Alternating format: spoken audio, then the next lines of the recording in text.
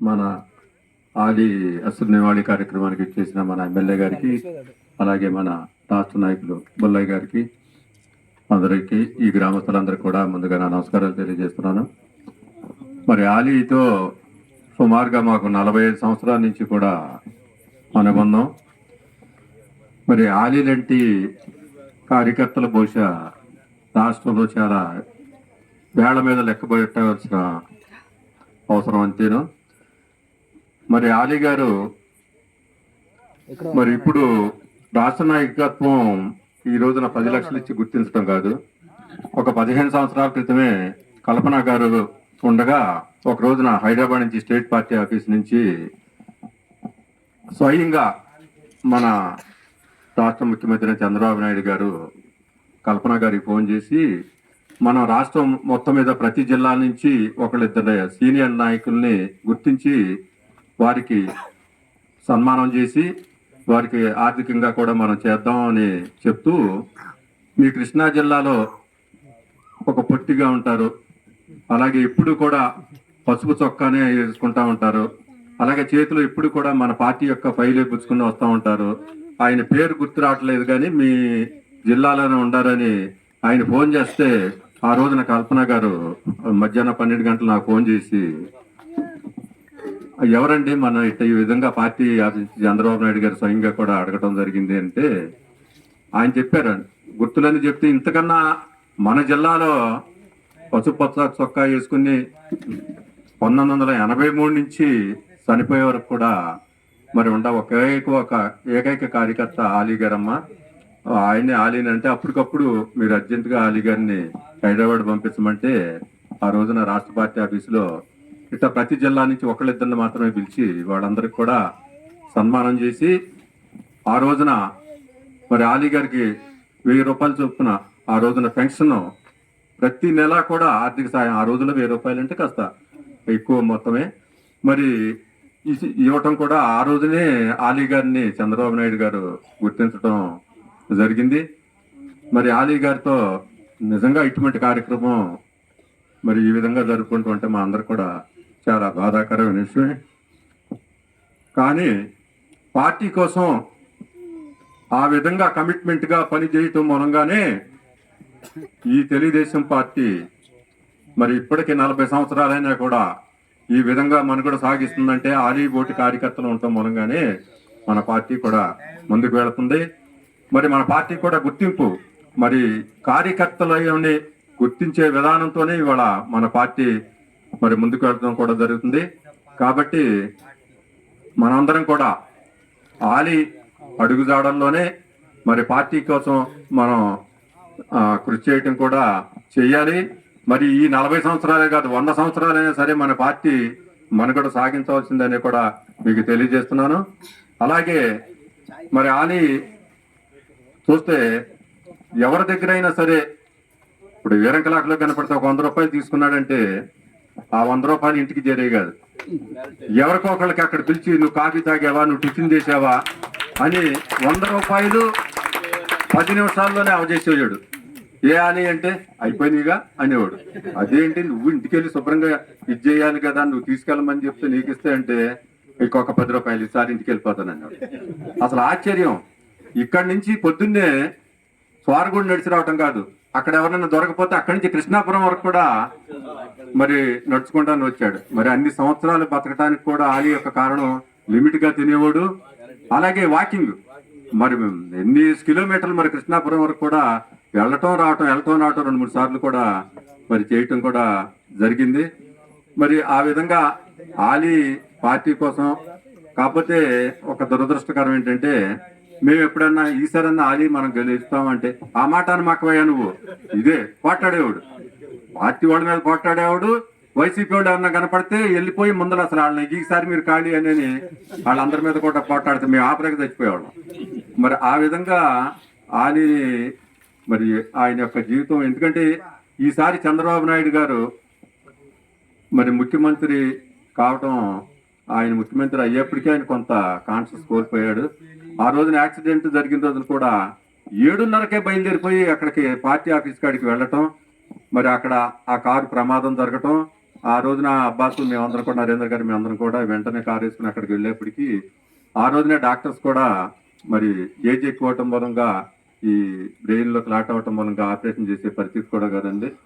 బాగా ఆయన ఒక 1 ఇయర్ 1.5 ఇయర్ వరకు మాత్రమే జీవించగలరని కూడా ఆ రోజునే చెప్పడం జరిగింది. సరే, మనం అందరం కూడా మరి ఆలీ యొక్క పార్టీ కమిట్మెంట్ ఏ విధంగా ఉందో కూడా మనందరం కూడా అదే విధంగా పార్టీని ముందుకు తీసుకెళ్లాలని కోరుతూ మీ అందరికి కూడా మరి వారి కుటుంబానికి అదే ఆలీ గారు అన్నగారు మీ అందరికి కూడా మరి పార్టీ తరఫున సానుభూతి వ్యక్తం చేస్తూ సెలవు తీసుకుంటున్నాం. ధన్యవాదాలు శ్రీనివాస్ గారు. ఈరోజు ఆలీకి ఘనంగా నివాళులర్పించడానికి, ఆయన జ్ఞాపకాలన్నీ గుర్తు చేసుకోవడానికి ఇంత చక్కగా అందరం కూడా ఒక తాటిపై వచ్చాం. ముఖ్య అతిథిగా శ్రీ కొనకల బుల్లయ్య గారు మన మధ్యలో ఉన్నారు. ఆయన్ని ప్రసంగించవలసిందిగా కోరుతున్నాం.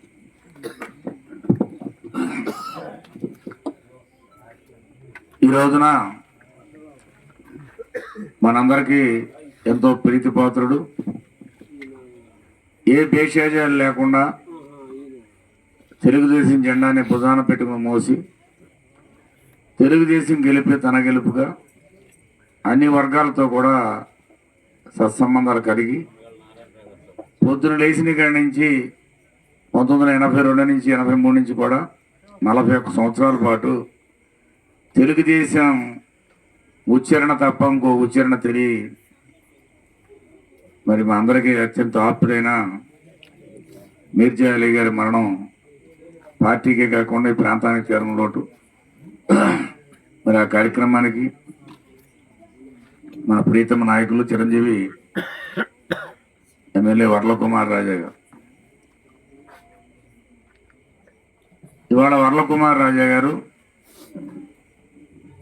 ఈ 10 లక్షలు రావటానికి పార్టీ దృష్టిలో పెట్టడం కానీ ఆ ఎక్కువగా అమౌంట్ రావటంలో చాలా కీలక పాత్ర. ఎందుకంటే ఆలీ గారి యొక్క పరిస్థితిని, మనస్తత్వాన్ని అన్నీ కూడా చెప్పడం వల్ల 10 లక్షల రూపాయలు ఇవాళ ఆలీ గారి కుటుంబానికి రావటం అంటే అదంతా కూడా చంద్రబాబు నాయుడు గారు, లోకేష్ గారితో పాటు మరి వర్ల కుమార్ రాజా గారు, అలాగే అన్నయ్య రామయ్య అన్నయ్య చాలా కృషి చేశారు. ఎందుకంటే లోపల గారి జరిగే విషయాలు చాలా తెలుసుకోవడం చెప్తున్నాం.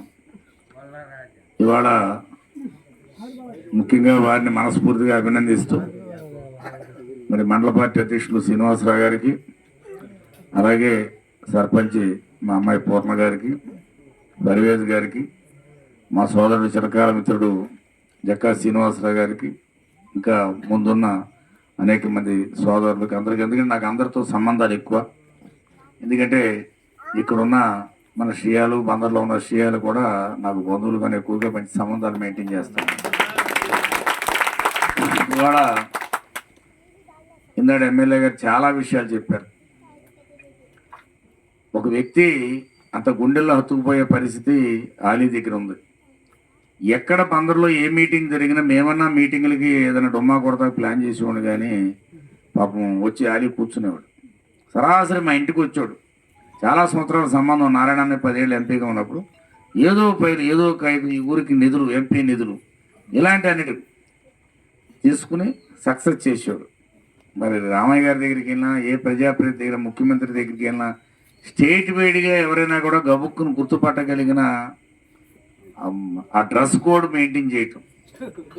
ఆ డ్రెస్ కోడ్ అందరూ మెయింటైన్ చేయడం. ఎందుకంటే మేమందరం కూడా వేసు తిరగం అసలు తెలియదు. ఇంకా ఆయన మట్టికి అదే డ్రెస్ కోడ్. ఏదైనా నవ్వుతూ నేను అన్నా ఆ నవ్వుతూనే తీసుకునేవాడు తప్ప కోపం అనేది అతను ఉండేది కదా. ఇవాళ ఇలాంటి పార్టీ కార్యకర్తల వల్ల ఈ పార్టీకి ఇవాళ ఇంత ఊపిరి.